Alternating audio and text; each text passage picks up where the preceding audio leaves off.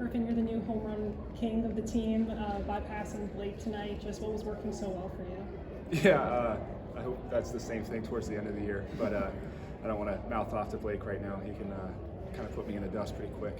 But, I just felt good at the plate. I felt good, the last couple weeks, and just going out there and executing and, trying to put good swings on the ball, and if they go, they go. I'm not up there thinking, hit a home run, but, if I do what I've trained to do, I feel like it puts me in a good position to drive the ball, and it's always nice when guys get on base and we can put together big innings because of it. What were you all as an offense seeing in that third inning that allowed y'all to have that big inning? Yeah, I think it started with it started with a walk. I think Maui walked, and that's huge to get a leadoff guy on base. I think it's just a little thing that gets overlooked a lot, but Maui got on base, and Hunter, destroys that ball to left, and Dickey gets into one, but we get guys on base. So I think for us as an offense, it's important to have as many people as we can on. So when we do run into some, because we will, it's nice when they're not solo home runs. Some of those home runs you've been hitting lately have kind of looked like 2 or 3 irons. I mean, it's been those kind of low trajectory line drives. Is that a product of your approach? You said you're not out there trying to hit home runs, and with the exit velocities, it kind of looks that way. Or the trajectories. I've really just been trying to work to stay through the ball. Sometimes when you spin off it, you can kind of flare balls real high, or when you get them flush. I'm just trying to get to the contact and stay through it and stay on it.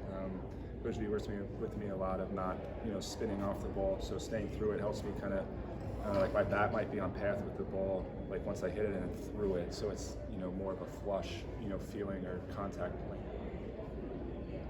How challenging is it to have the consistency that Jared has had really game in, game out the last month at the plate? Yeah, I think it's the hardest thing to do in baseball as a hitter, at least. Everybody wants consistency.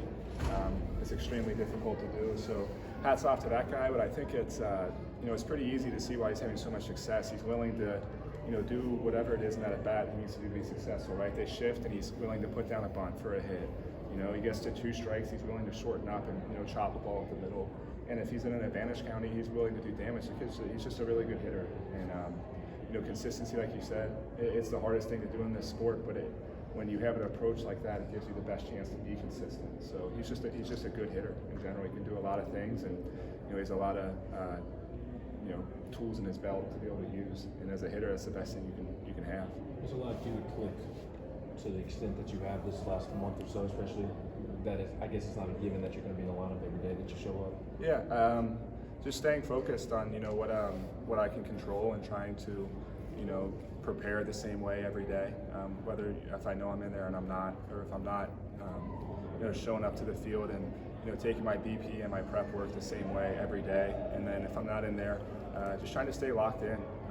Sometimes you're not in there and you can kind of doze off, or maybe you're frustrated or something and you kind of tune out of the game. But for me, just staying locked into the baseball game. So if I do come in later, I don't. I feel like I'm prepared. It's not like it's a surprise to me. And then you kind of get in the box. That's where things kind of speed up. Anything else? All right, thanks, Griffin.